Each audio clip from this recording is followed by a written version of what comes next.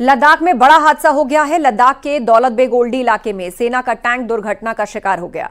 इस हादसे में सेना के 5 जवान शहीद हो गए। नदी में तेजी से पानी आने के चलते यह हादसा हुआ। रक्षा मंत्री राजनाथ सिंह ने ट्वीट कर इस हादसे पर दुख जताया है। इस हादसे में सेना के 5 जवान शहीद हो गए। नदी पार करते वक्त यह हादसा हुआ है। लद्दाख में सेना का एक टैंक हादसे का शिकार हो गया। लद्दाख के पास डीओबी यानी दौलत बेग ओल्डी में यह हादसा हुआ है, जिसमें भारतीय सेना के 5 जवान शहीद हो गए।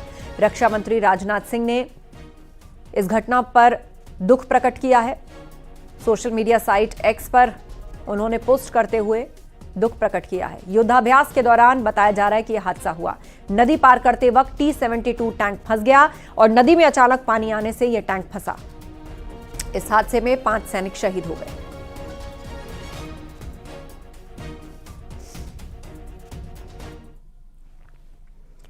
अमरोहा में नगर पालिका की टीम ने अवैध निर्माण के खिलाफ बड़ी कार्रवाई की है। अतिक्रमण हटाओ अभियान के तहत घर के बाहर निकले छज्जे और अवैध रूप से बनी सीढ़ियों को ध्वस्त कर दिया गया। इस दौरान नगर पालिका की टीम और कई मकान मालिकों के बीच तीखी नोकझोंक भी हुई। कार्रवाई के दौरान मौके पर भारी संख्या में पुलिस फोर्स की तैनाती की गई। एग्जीक्यूटिव ऑफिसर के मुताबिक अतिक्रमण हटाओ अभियान लगातार जारी रहेगा।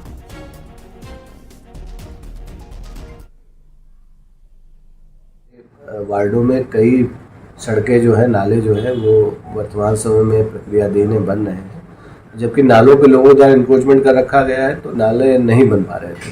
तो उसी को दृष्टिगत रखते हुए छंगा दरवाजा में सड़क बननी है, नाला बनना है, वहाँ के स्थानीय लोगों के द्वारा शिकायत की जा रही थी।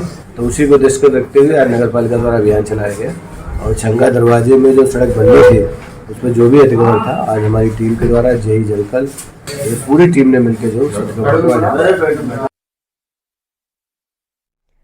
मुरादाबाद में बुलडोजर एक्शन देखने को मिला। आरोप के मुताबिक पिछले दिनों दबंगों ने घर में घुसकर लड़की को अगवा करने की कोशिश की और विरोध करने पर उसके परिजनों को गोली मारी थी।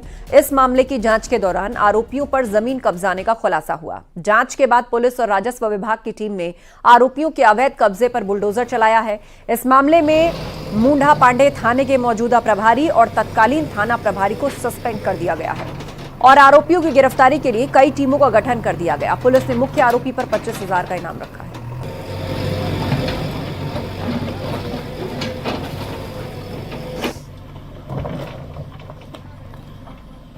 का गठन किया गया है। जो मुख्य अभियुक्त है उस पर 25,000 रुपये का इनाम मेरे द्वारा घोषित किया गया है और इसमें क्राइम की गंभीरता को देखते हुए न सिर्फ पीड़ित के विरुद्ध क्राइम है, बल्कि ये स्टेट के विरुद्ध भी क्राइम है और इसमें जो दूसरे हमारी एजेंसीज हैं वो सभी भी इसमें गहनता से देख रही हैं। इसी के क्रम में राजस्व विभाग के साथ मिलकर जो उनके द्वारा भूमि का अतिक्रमण किया गया था उस पर गिराया गया है और इस प्रकरण में और ज़्यादा कठोर कार्रवाई जनपदीय पुलिस के द्वारा की जाएगी।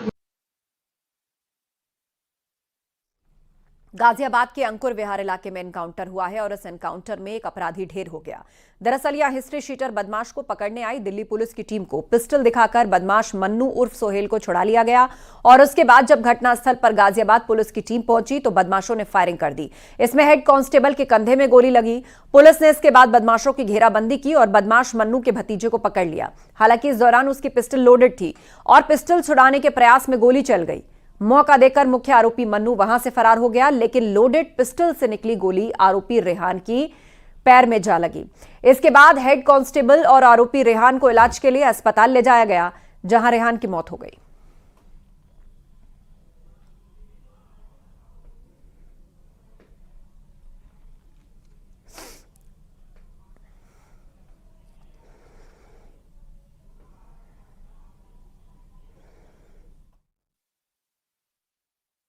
ये जो दोनों अभियुक्त हैं, दोनों बदमाश हैं, रेहान और मन्नू, इनसे और पुलिस के बीच में एक्सचेंज ऑफ फायर हुआ, जिसमें रेहान के द्वारा जो एक गोली चलाई गई उससे एक हेड कांस्टेबल के कंधे पे गोली लगी, जो इस समय उपचाराधीन है और उनकी स्थिति डॉक्टर्स के द्वारा बिल्कुल स्टेबल बताई जा रही है।